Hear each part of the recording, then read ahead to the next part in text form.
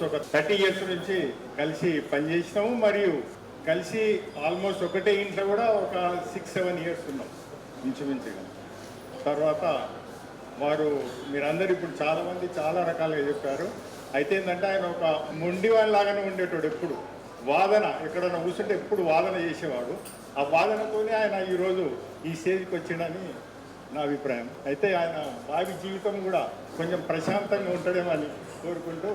సంజయ్ గారి గురించి చాలాసేపటి నుంచి ఎంతోమంది స్పీకర్లు, ఆయన కొలీగ్స్ కానీ, ఆయన స్నేహితులు, వాళ్ళ ఊరి గ్రామస్తులు ఎవరికి ఆయన గురించి చెప్పిన కొన్ని కూడా వాస్తవాలే. ఆయన ఇప్పుడు రిటైర్ అయినంత వరకు యాక్టివ్గా ఉన్నాడు, కానీ రిటైర్ అయినాక కూడా ఆయన ఖాళీగా ఉండేటువంటి వ్యక్తి కాదు. కాబట్టి కనీసం రాజేంద్ర గారు చెప్పినట్టు ఇక్కడి నుంచి ప్రశాంతమైన జీవితం గడుపుతూ ఆరోగ్యానికి ప్రయారిటిస్తూ ఆయురారోగ్యాలతో సుఖమైనటువంటి జీవితం గడపాలని కోరుతూ. I would like to share my experiences with sir. Sir నాకు తెలిసి ఫస్ట్ నెదర్లాండ్స్ ప్రాజెక్ట్లో చేశానని చెప్తుండే నారాయణగఢ్లో జాయిన్ అయినప్పుడు.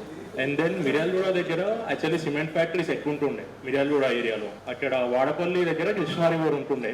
సార్ అక్కడ ఒక బ్రిడ్జ్, నాకు తెలిసి హై లెవెల్ బ్రిడ్జ్ కూడా కన్స్ట్రక్షన్ కూడా చేశారు. దానివల్ల ఆ ఏరియాలో ఇండస్ట్రీస్ కొంచెం బాగా ర్యాపిడ్ గ్రోత్ వచ్చింది. అదొకటి మేజర్ది. అండ్ 2021లో 22లో టీఎస్ఆర్టీ ప్రాజెక్ట్స్ చేశాము. నేను సార్ దగ్గర అప్పుడు ఏఈ ఉండే, సార్ వాజ్ మై డిఈ. మీకు అందరికీ తెలుసు సుల్తానియా సార్ ఉండే. He's now finance principal secretary sir. ఇప్పుడు సార్తోని చాలా టఫ్ ఉంటుండే, అందరం మీటింగ్స్లో చూసుంటాము.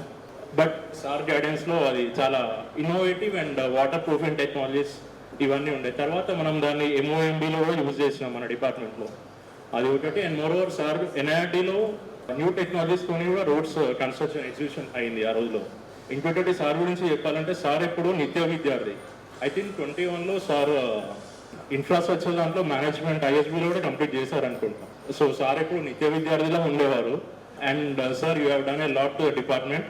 పోస్ట్ రిటైర్మెంట్ మీరు మీ ఫ్యామిలీతోని అండ్ డాటర్ ఇన్ లా దర్శన అందరూ చాలా హ్యాపీగా టైం స్పెండ్ చేయాలని and more over God blessings మీకు ఎప్పుడు ఉండాలని కోరుకుంటున్నాను.